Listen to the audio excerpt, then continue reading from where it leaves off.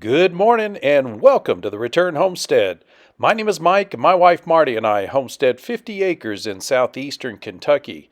It's springtime and here at the Return Homestead that means managing water, managing perennials, and managing property.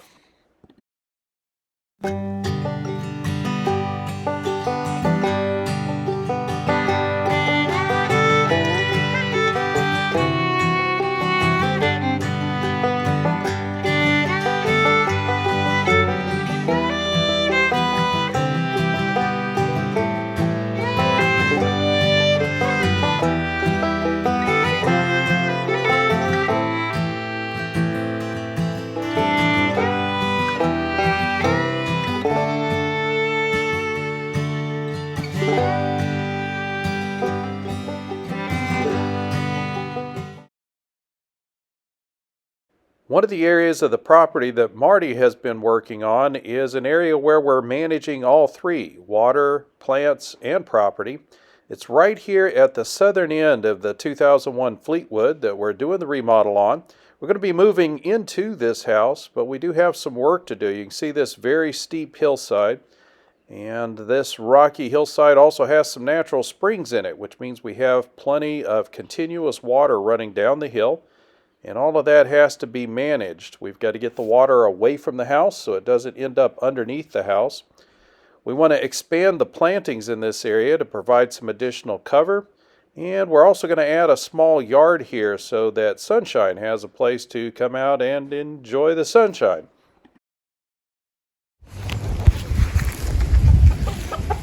We have a spring up here on the hill that is draining down, and I've opened up a path here so it can run down into the woods.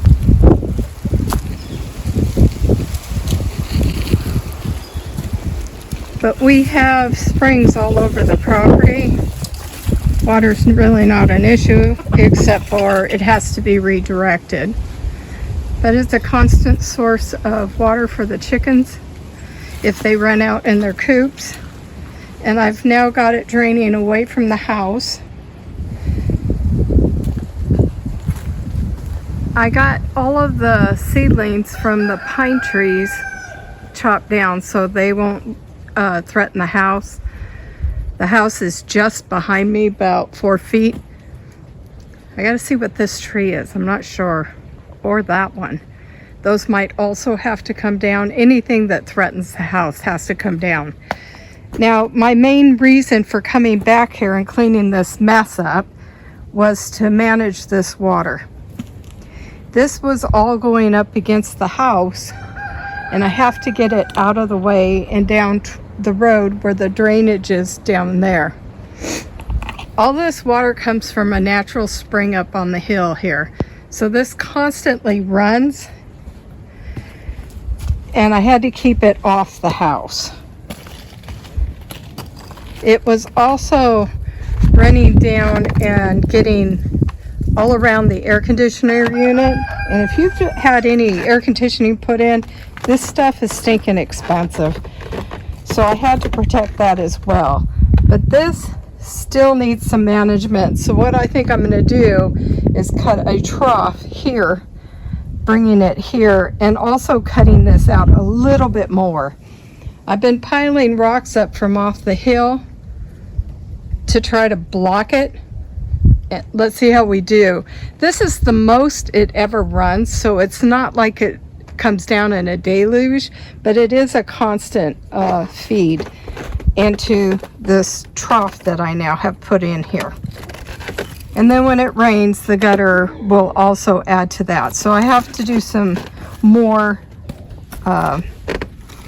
shovel excavation, if you will, to get this taken care of. I'm not sure what I'm going to do with this area here. Apparently it was common practice to burn cans, so we've got to get that all towed off. This fence here is currently the chicken yard, and I'm not sure what we're going to do there. We're looking at several different animals, but I believe this is going to become a terrace garden. We'll see how far we get. We need to make a gate here. Currently, we're just using clips to keep this closed and the chickens in. But Sunshine needed a place where she could come out. And yesterday, Mike and I put this fence up here so I can let her out. She likes to sunbathe. Now, if you guys have ever propagated any plants, it's a great way to start plants for free. This here is a forsythia. A forsythia will get, as tall as this fence, maybe taller. It's got beautiful yellow flowers, and it is really the first thing that blooms here. So I put it in this odd corner here where it's so awkward. And if you follow a phenological calendar or planting guide, forsythia, when you see it in full bloom, is when you plant your onions and lettuce and cold weather crops such as that. So this is one of the forsythia starts that I started last fall. I basically just cut off younger branches. You can see it bends very easy. And I put it in a rooting hormone and shoved it in the soil. And it sat on this porch all winter long. It did great, and now I've got forsythia plants. It's the free way to get plants. It's very easy to propagate plants. I did the same thing for elderberries. You have to pardon our construction mess. This here is an elderberry cutting. So I just went in, I cut it, making sure I had a node where the leaves come out in the soil, hit it with a rooting compound, shoved it in the soil, and then put it in water. Let me show you. So at the end of the growing season, you can cut your elderberries back all the way almost to the ground. And all I did is take them and put them in water. I don't know if you can see those light things. Those are the roots. So all I did is put them in a glass of water. And these I actually took at the beginning, well, at the end of winter this year. As you can see, this one is not quite as big as my finger. It is trying to make roots, but your best starts are going to come from the thicker stems. You could probably grow an elderberry forest just by cutting your plant down at the end of the season, making sure that you have a node, which is down here. But as you can see, it's like a tomato, and the roots grow all along the stem. So they're super easy to propagate. Good way to get started. Look at all the dandelions. I've already harvested a bunch. Here's the forsythia that I took the cuttings off. It's on the corner of our property here. And as you can see, it's in full bloom. It's been kind of neglected, so I'm going to be working on that a little bit this year. But I just basically took, I gotta watch, I got poison ivy all in here. These ends here in the fall, and I cut them off, leaving one of these buds here. I put them in rooting compound and just shoved them in the soil, and here they are. Well, it's springtime and the grass has started growing. We've got some work that needs to be done on the lawnmower. Primarily, we got to get the battery charged. So it's on the charger right now so we can get out and cut the front yard later. But there's a lot of areas at the fringes that really got overgrown in the fall. So we're going to go ahead and take care of some of those. See if we can't get them knocked back before the spring growth makes them almost impossible. One of the areas is right here in front of our remodel.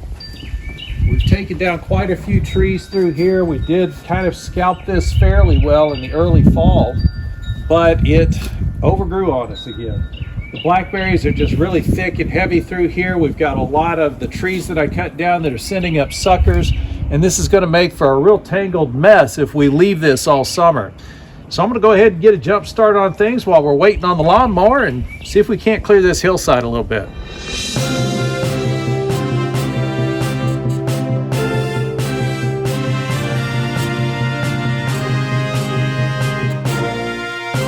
Today we're in the garden doing blackberry maintenance. We had a neighbor give us some blackberry plants when we first moved here. They're thornless, and there was maybe, what, 5? Yeah, there are about 5 roots. Okay. Well, if you don't keep them weaved through the fencing, which we have, they bend over and attach themselves to the ground. And we're going to cut them where they've rooted on the other side, giving us 2 different plants. So what we have here, we might have started off with 5, but I think we've got more like 15 now. These make great big blackberries. They're gorgeous, no thorns. They grow wild all over the canyon over there, but not like this. So we're going to put you on time lapse while we trim up our blackberries and tame them. So this blackberry bush was an original. It went up and over, and it's going back down there and has rerouted itself. The same thing with this. This one went up, over, and now it's rooted itself in the middle of our walkway. So we're going to dig this up.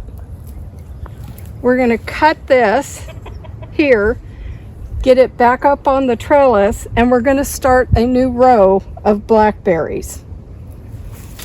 Okay. So when you're cutting the blackberries, where you make a cut, they're going to branch out like this. So by trimming them up, you're going to force them to branch out, giving you a lot more berries. So this will double your crop if you keep them pruned.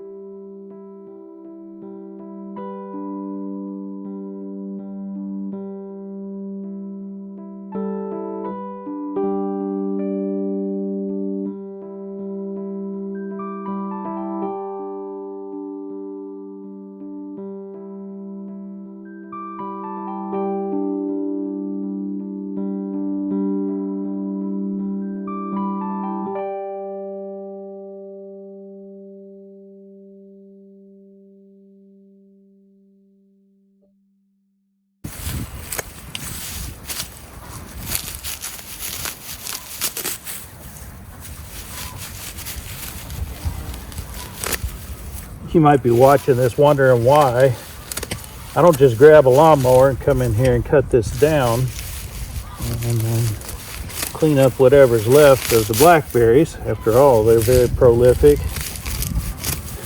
We're in the blackberry state. Kentucky is the blackberry state, and these are doing fantastic at spreading themselves out. I'm just being careful to help them out. We want lots of blackberries. We've expanded 2 more rows this year.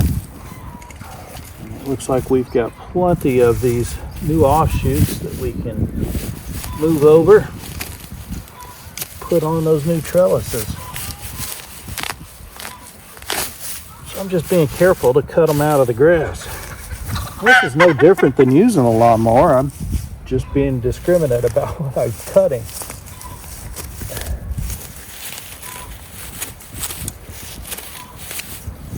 Takes a little longer, but all of the blackberries survive when I do it this way. And just like that, got 2 more roots here that I can dig up, move over to the other trellis.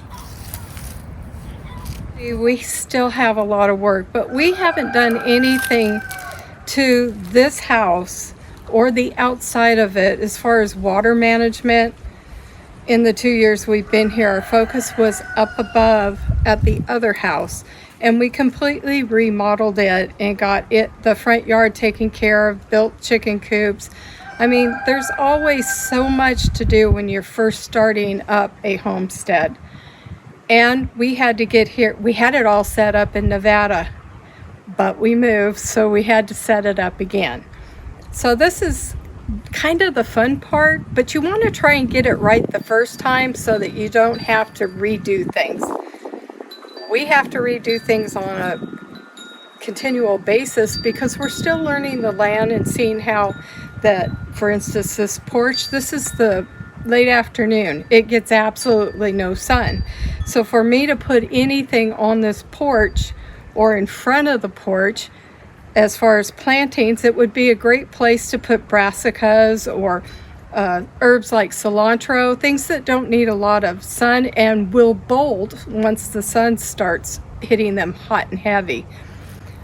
It also tells me what kind of plants I can put in front of the house or not put in front of the house. So hostas or something like that that don't need a lot of sun, those would go perfect here, and it would be gorgeous up against this porch. However, I can't plant any of that till we take care of the problem up there on the roof line of the porch. I don't know if we're going to have to shorten the porch. We're definitely going to have to shorten the rafters. If you know of any way that that gap up there can be handled without taking the whole porch down, tell me. I'd really appreciate it, because that's going to be a lot of work, taking all of this down and rebuilding it again. I like the big porch, and eventually we want to put in a screened-in porch to keep the bugs away, and for us to be able to close up in the wintertime when it's really cold. We can have windows in there that can slide in and open and shut so we can enjoy it. We could also put plants that are sensitive to the frost and freeze in there on the enclosed porch or sunroom, whatever you want to call it. I wouldn't call it a sunroom. It's not getting any sun right now. But we get sun over here in the morning, and we get some sun over here in the afternoon. We've got our challenges ahead of us, but we look forward to those. We like seeing the world change around us for the better. And you will see the same when you start setting up your homestead. I want you to stay with us and follow us as we fix up the area behind the house on the hill. I'm not real set yet on what I want to do with that hill, but I do know that if we're in the backyard and we'll eventually put a porch, I want something pretty to look at. It would be nice to harvest some of that water coming out of the spring. Even though it doesn't come out heavy, it could be a fun area to try to come up with something creative. I wish it was flowing a little heavier, and we could probably put a little pool at the bottom and put fish in it. So that's what I've been working on. So, you know, it's a blessing and a curse. But that's why I'm working on that area, to keep that area from getting so wet. Please subscribe to the channel if you haven't already, and give us a thumbs up. Until we see you next time, thank you, God bless, and bye-bye.